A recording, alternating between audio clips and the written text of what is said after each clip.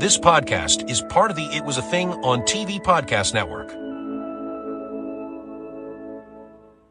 An anthology on the bad, the short-lived, and forgotten shows and events in television history. You are listening to It Was a Thing on TV. Time is up. You ran into trouble. Episode 593, submission number 2604, The Next Line. The Next Line aired on the Global Television Network in Canada from 1991 to 1992. We don't have any exact dates, but from what I can tell, it started airing around September, October of 1991, and it aired for 65 episodes. Time to get out your pencil and paper, and you can be the writer on The Next Line. He's not in here. I'm sure. My nose never lies. Not in here. Wait for heaven's sake.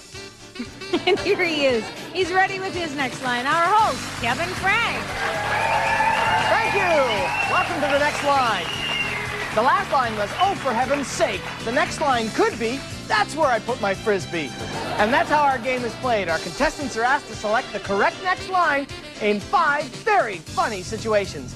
If you've been listening to this podcast for any period of time, talking about the last, say, 2 years, you know that we enjoy the New Liars Club.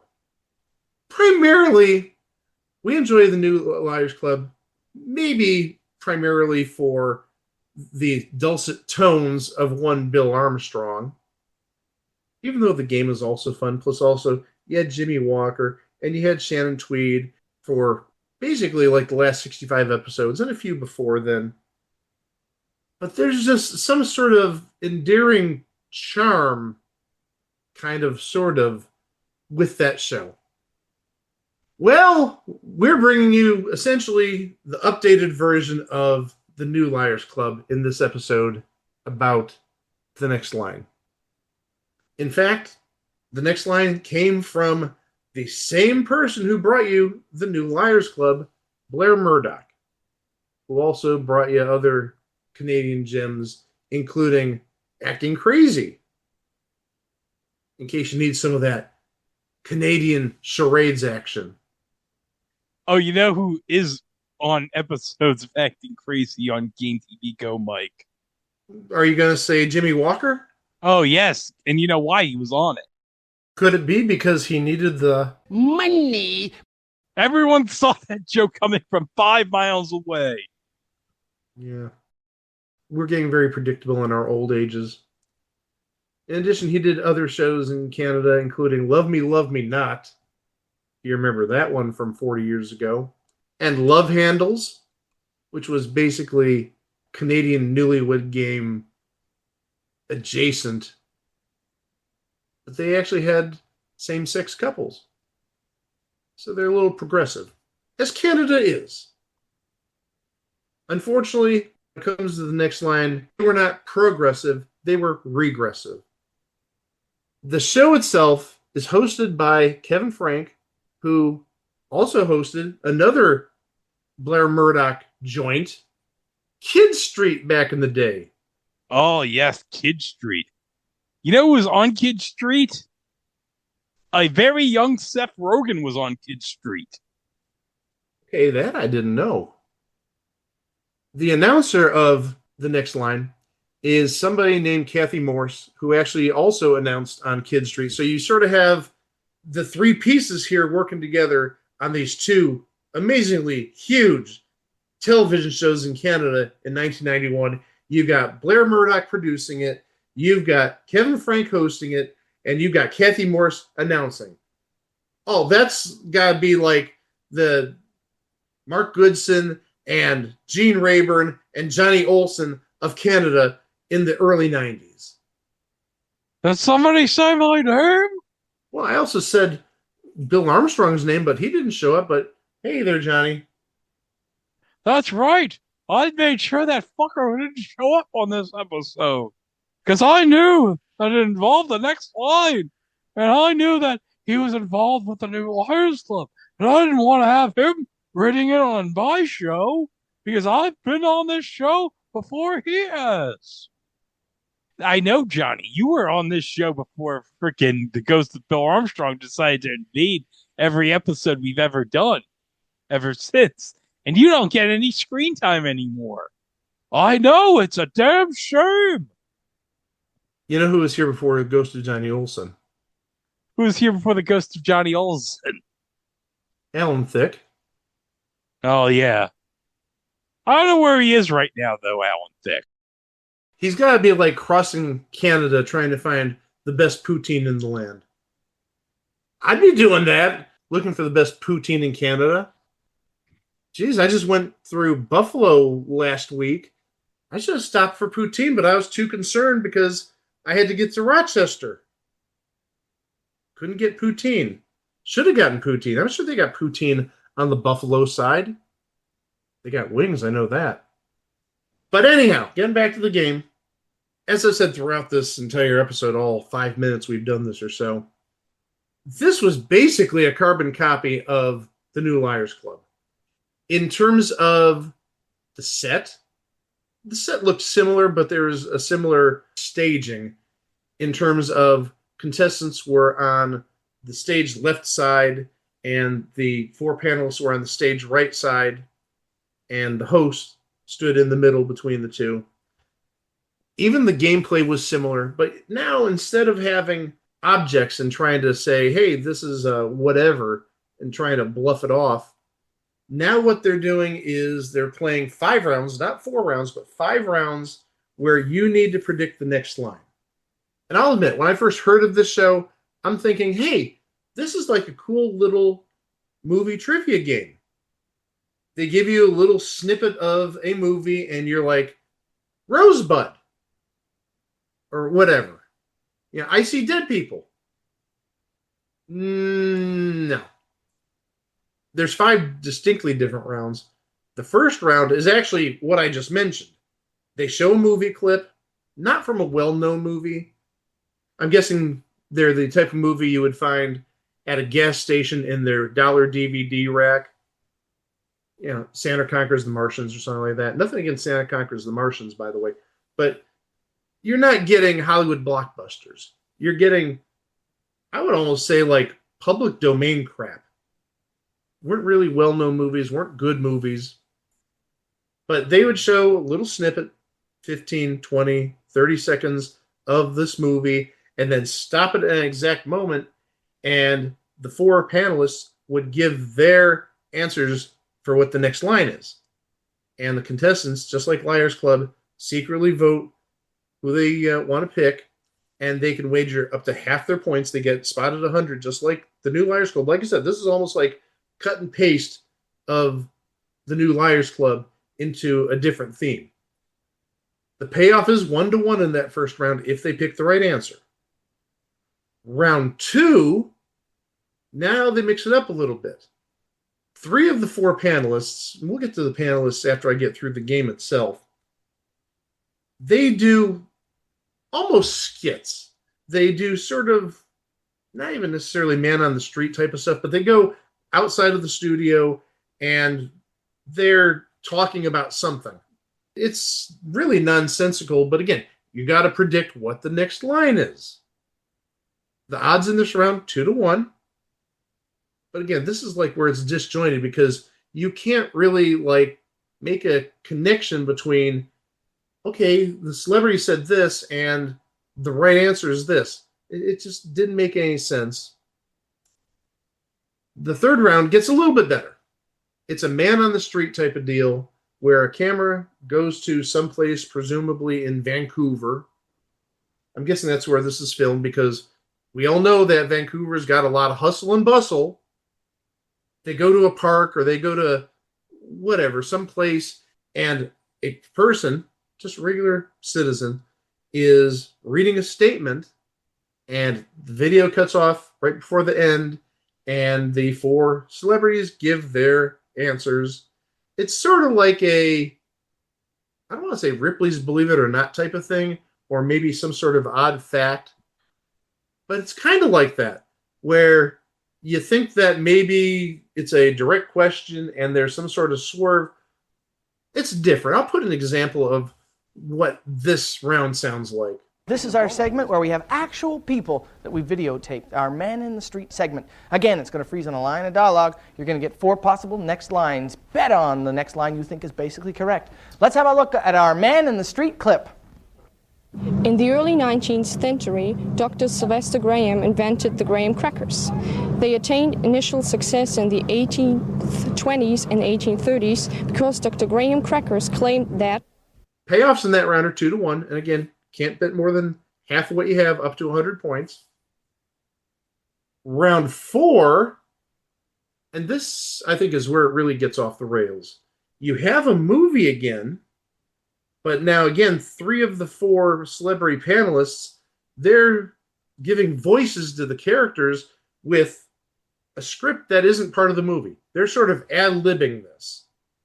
And again, just out of pure luck, you got to pick the right answer, even though there's really like no context clues. They could pick any answer in the world, and that could be right. It could be the stupidest thing in the world, but the powers that be, guessing Blair Murdoch, says, okay, we're going to make this the right answer. Again, it's just really random and doesn't make any sense. Payoff is 5-1 that round. And again, you can bet up to half your points up to 100. And then the final round, and this I think is the best round, even though, again, it's improvised, but I think there's context clues when you pay attention to this.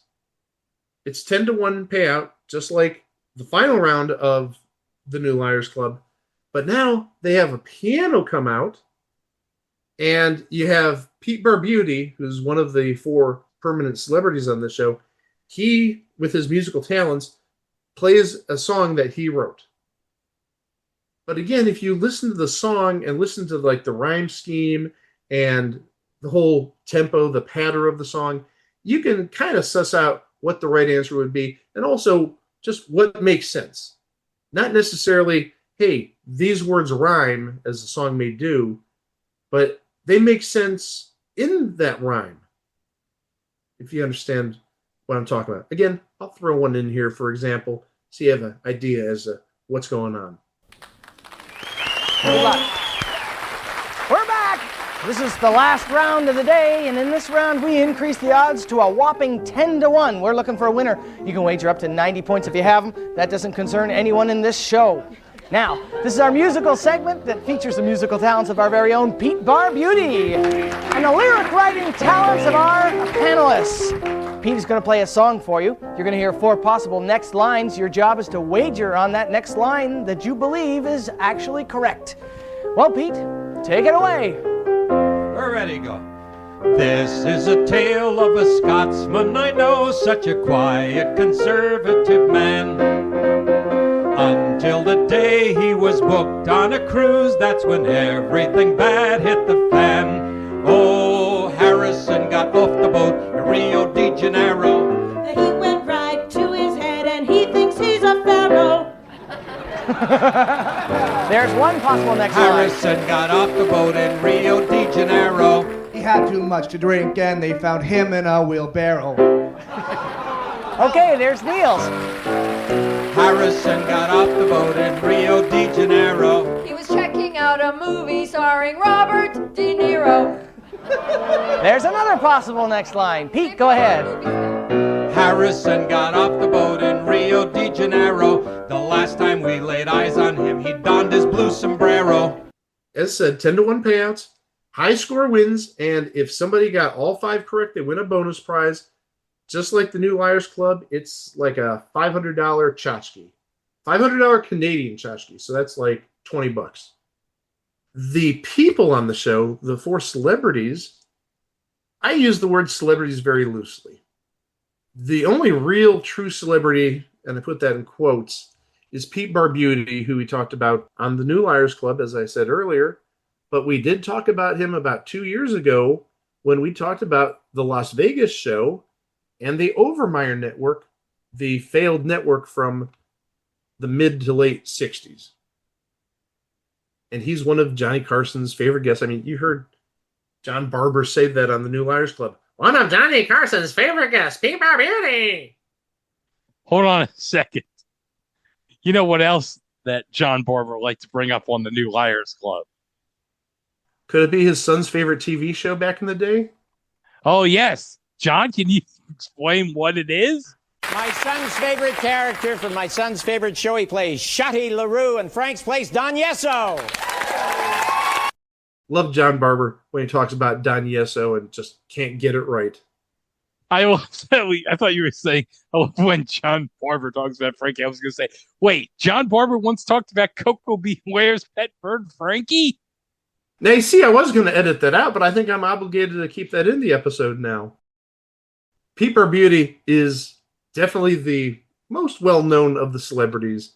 The other three, well, I think one has a little bit of a career. The other two, yeah, you'll find out soon enough. The first panelist we'll start off with is Neil Crone, who is a comedian. His major role, according to web pages that I see, is he was in the second season of a CTV series called Power Play. Hey, I'm guessing that's some sort of comedy about hockey? Because if there's anything that Canada knows, it's hockey. He also played radio host Fred Tupper in the CBC sitcom Little Mosque on the Prairie, if you remember that from about 10 or 15 years ago. Maybe even a little bit longer. Maybe it was even closer to 20 years ago. You know who else was on Little Mosque on the Prairie, Mike? Tell me, it's on the tip of my tongue. Satara from freaking You Bet Your Ass. That was not the answer I was expecting. I think, seriously, I was getting my Little Mosque on the Prairie confused with my Kim's Convenience, because I was thinking you were going to say Simu Liu. No.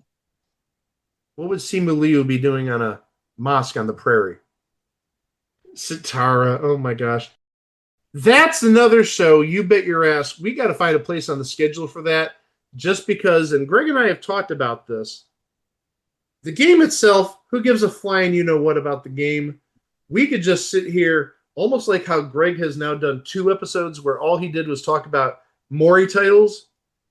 Greg could sit here and do an entire episode on the sayings that are on Sitara's t-shirts and the sexual sort of overtones that go with them. The next celebrity panelist, and this person actually probably has the most diverse career in terms of acting roles since The Next Line.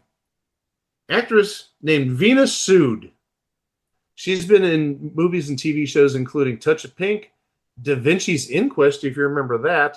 V, I'm guessing this is the V from a number of years ago that was on Fox. It's an obviously hoarse Greg with laryngitis saying that, no, Mike, that version of V from the 2000s was on ABC, not Fox. She was also on Little Mosque on the Prairie, and she's a comedian as well. And not going to lie, she's pretty easy on the eyes, too. Back in the day, she liked wearing leather or pleather tops.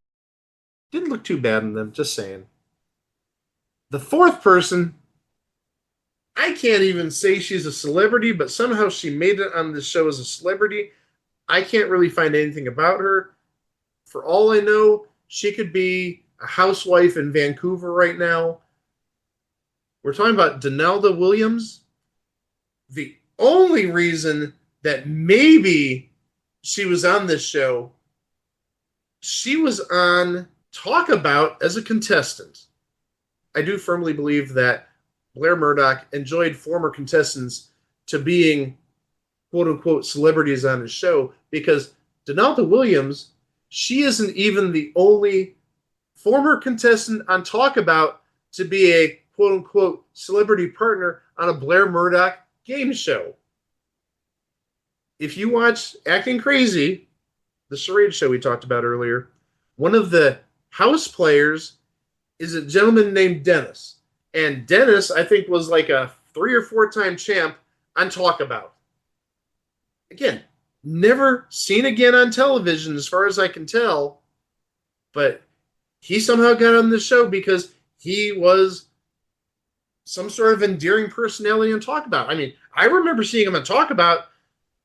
I thought he was a good player. I didn't see like humor or enthusiasm come from him, but Blair Murdoch, I'm not going to mess with the man. He's had two, I can't even say good shows. He had 2 shows. That's 2 more than I've had get on the air.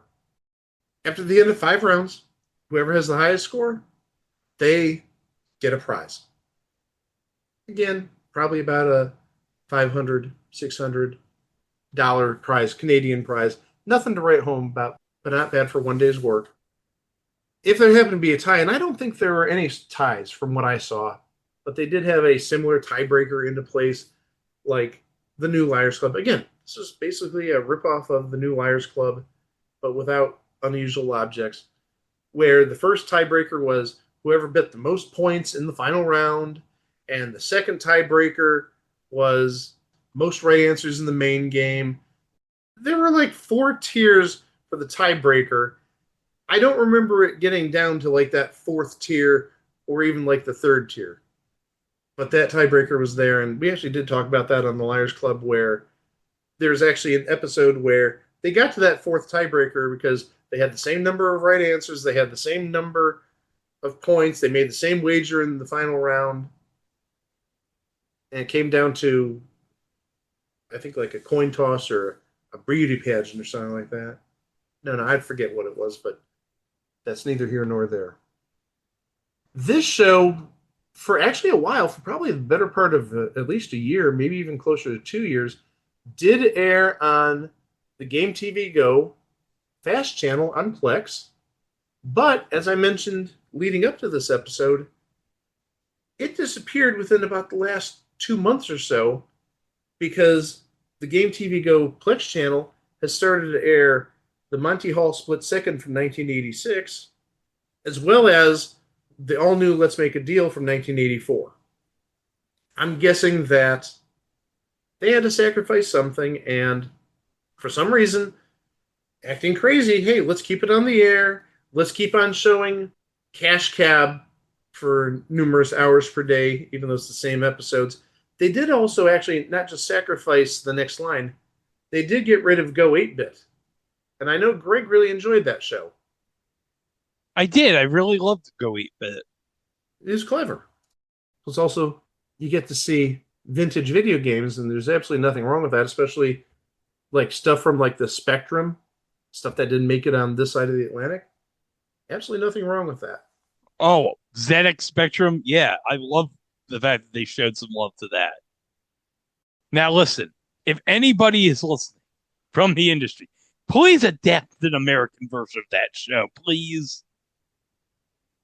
I'd watch that all the time. Problem is, though, where would it air nowadays? Because you don't have G4 anymore, sadly. There's really no other video game channels, at least in the cable verse, in the traditional network sense. Is it one of those things where it would have to be like a Twitch exclusive or a YouTube exclusive? That's probably the venue or venues where it would work out best. But a traditional TV station, I'm sorry, unless it maybe goes on like, let's say, a Vice. But even Vice, I think, is going in a different direction than that. I just can't see it being something that you'd see on traditional airwaves in the United States. Follow me here, Mike. Twitch is owned by Amazon, right? So you're saying Amazon Prime? Yes. They have a lot of irons in the fire right now, though. I get what you're saying, but yeah, he just spent how many billions of dollars for the NBA contract? And I know we're talking about Jeff Bezos, who has more money than everybody except for the Mr. Black of the automotive world. I think we'll call him that. But still, there's too many things going on, I think, at Amazon where it may get lost in the shuffle. They may not get enough eyes. If you are looking for the next line, even though, as I said, it was on Game TV Go on the Plex app, there is good news. If you go on a certain web.archive.org, yeah, an organization that's Web Archive, we talked about in the past, most of the run is there. From what I can see, 49 of the first 51 episodes are online. So you can just bask in the pleasure, awkwardness of the next line. It's a different show, but an effort was made, even though it was really sort of a lifted effort from the New Liars Club from 3 years earlier. But alas, in the end, the next line, it was one of those Canadian classics. Sure, we'll call it a classic. It gave Pete Barbuti another job for a little while. Some no-name comedians, they had jobs for a while. Better than a comedian just being left homeless on the street because they can't get work. And in the end, the next line, it was just a Canadian thing on TV. You can find us at our website, itwasthethingontv.com, on Facebook at It Was The Thing on TV Podcast, and elsewhere at It Was The Thing on TV. You can find us on any podcast player, and we're also on YouTube, where you can subscribe to our channel to keep up to date with our releases, including what's coming up next time. We're going to have a tradition unlike any other that we do on this podcast. Guys, I don't know if you looked at the calendar, but this coming Thursday, it's Thanksgiving. It's Turkey Day. Ooh. And if it's Thanksgiving, we're going to do what we've done now for, 6-7 years. Oh. Mike, I'm ashamed of you right now. Well, technically, we have done it for 6-7 years, because I think the period is like between 81 to 88 so far.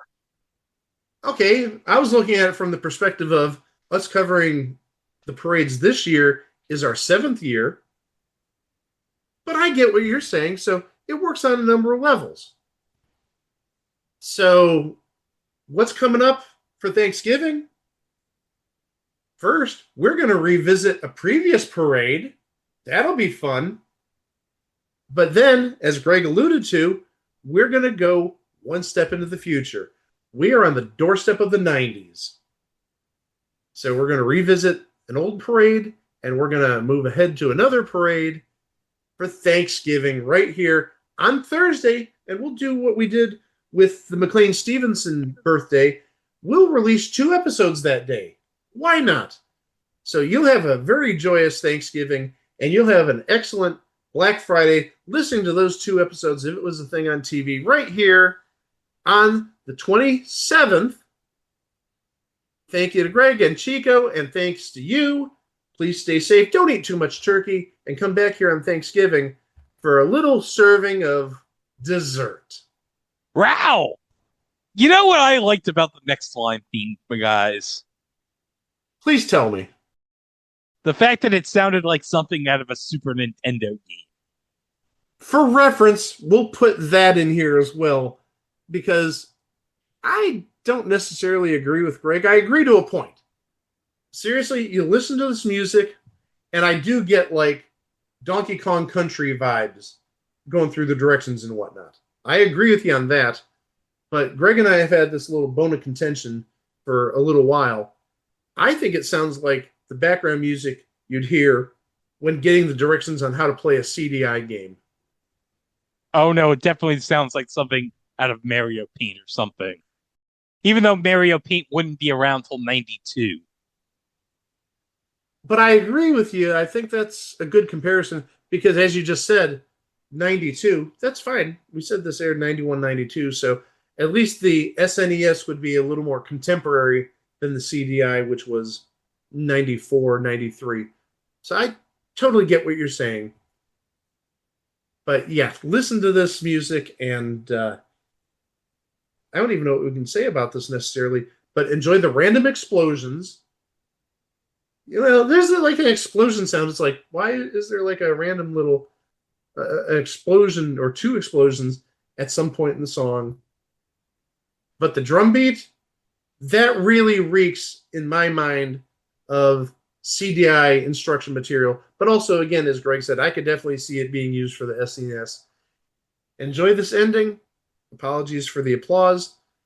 And after you hear the end of this, I think we're going to have a cow say something.